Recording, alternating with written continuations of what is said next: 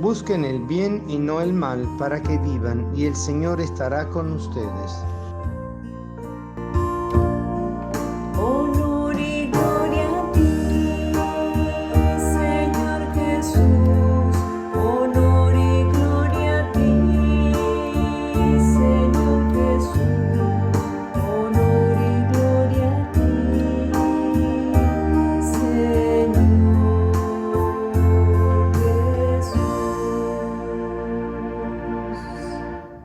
El Señor esté con ustedes y con tu espíritu. Lectura del Santo Evangelio según San Mateo. Gloria a ti, Señor. En aquel tiempo los discípulos de Juan fueron a ver a Jesús y le preguntaron: ¿por qué tus discípulos no ayunan, mientras nosotros y los fariseos sí ayunamos? Jesús le respondió: ¿cómo pueden llevar luto los amigos del esposo mientras él está con ellos? Pero ya vendrán días en que le quitarán el esposo, entonces sí ayunarán. Palabra del Señor. Gloria a ti, Señor Jesús.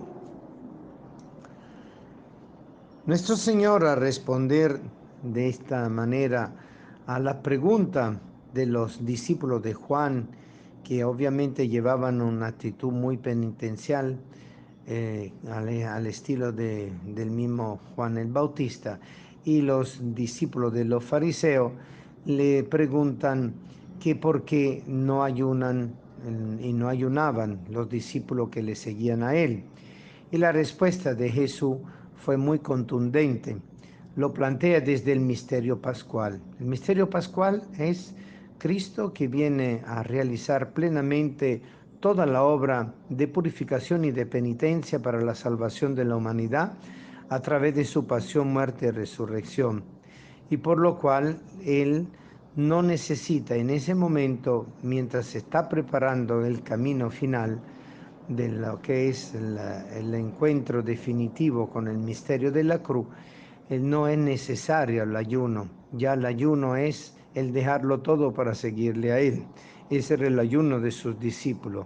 Pero obviamente Jesús profetiza: vendrán días que se le quitará el esposo, entonces sí ayunarán. Bueno, es el misterio de nuestro Señor que resucitado y ascendido a los cielos está allí y a nosotros nos acompaña con su presencia amorosa dentro de la realidad de la palabra viva del Padre que Él es, dentro de la realidad del misterio de la Iglesia, donde están 2 o 3 reunidos en mi nombre, yo estoy presente, dentro de la realidad del misterio eucarístico: tomad y comed este mi cuerpo, tomad y bebed este mi sangre, y el perdón de los pecados y todos los demás signos sacramentales que el Señor vino a realizar para mantener esa presencia visiblemente invisible, pero que implica definitivamente que a nosotros se nos quita la presencia visible de la corporalidad gloriosa de Cristo y solamente nos queda la presencia visiblemente invisible del cuerpo de Cristo, que es la Iglesia, de los miembros de la Iglesia que somos nosotros, de la acción sacramental, de la palabra viva que es Cristo mismo entre nosotros. Y entonces Él profetiza, y entonces sí ayunarán. Entonces, nuestro camino penitencial de Cuaresma ha sido profetizado por el mismo Cristo.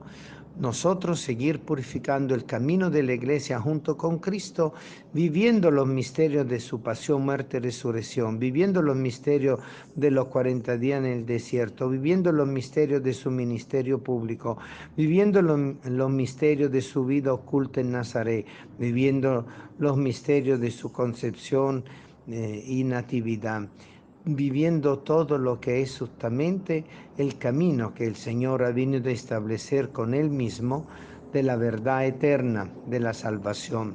Por eso estamos llamados a vivir no un sentido solamente físico del ayuno y de la penitencia, sino darle esa valoración interior que tiene, que es la actitud del encuentro definitivo con el Señor, que quiere un ayuno basado en la mortificación del hombre que se humilla frente a Dios y que se entrega de verdad a las obras de caridad, de misericordia, de solidaridad y sobre todo en ese camino de actuación en plenitud con todos los hermanos desamparados y necesitados, no solo del pan diario, en el sentido de la comida, sino también de lo que es la palabra de Dios, pan diario que todos necesitamos junto con la comida. Por eso el misterio eucarístico es evangelizador, por eso el misterio eucarístico nos invita a la penitencia, por eso en cada Eucaristía decimos yo confieso, ese acto penitencial que es el lavatorio de los pies y que nosotros nos recuerda el sentido cuaresmal y pascual de nuestra vida en Cristo. Queridos hermanos, estamos todos llamados entonces a vivir lo que nos dice el Salmo, a un corazón contrito, Señor, tú no lo desprecias. Tú, Señor, no te complace en los sacrificios, si te ofreciera un holocausto no te agradaría.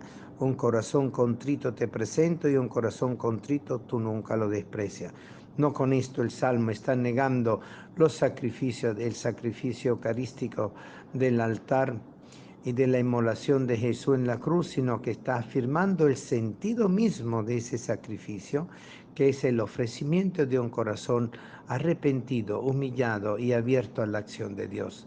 Que este tiempo de Cuaresma sea para nosotros camino y tiempo de conversión, porque es el ayuno que el Señor nos pide, como nos recuerda la primera lectura del profeta Isaías. Este es el ayuno que yo quiero. Y el Señor quiere el ayuno de nosotros mismos. Aprendamos a ayunar de nosotros mismos, de nuestro egoísmo, de nuestra soberbia, y así nuestras relaciones personales, familiares, conyugales, matrimoniales, comunitarias cambiarán.